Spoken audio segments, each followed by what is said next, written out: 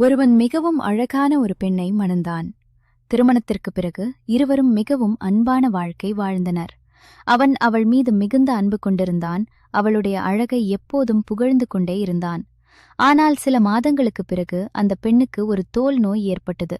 மெதுவாக அவளுடைய அழகு மங்கத் தொடங்கியது.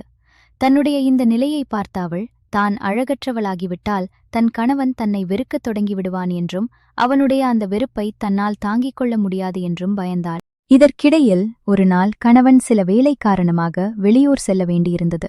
தன் வேலையை முடித்துவிட்டு வீடு திரும்பும்போது அவனுக்கு ஒரு விபத்து ஏற்பட்டது.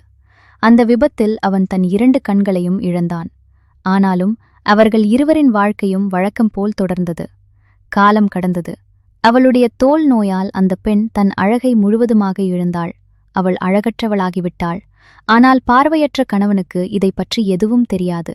எனவே அது அவர்களின் மகிழ்ச்சியான திருமண வாழ்க்கையை பாதிக்கவில்லை. அவன் அவளை அதே போலவே தொடர்ந்து நேசித்து வந்தான்.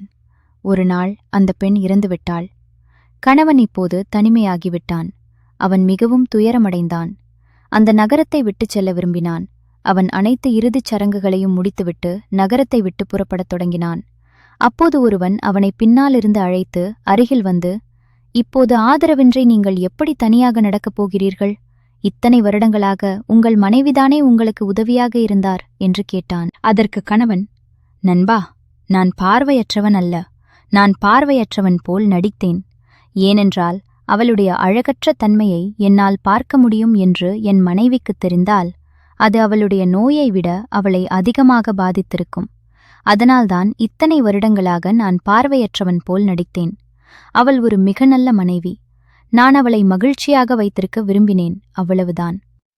பாடம்: மகிழ்ச்சியாக இருக்க நாம் ஒருவருக்கொருவர் குறைகளை கவனிக்காமல் அவற்றை புறக்கணிக்க வேண்டும்.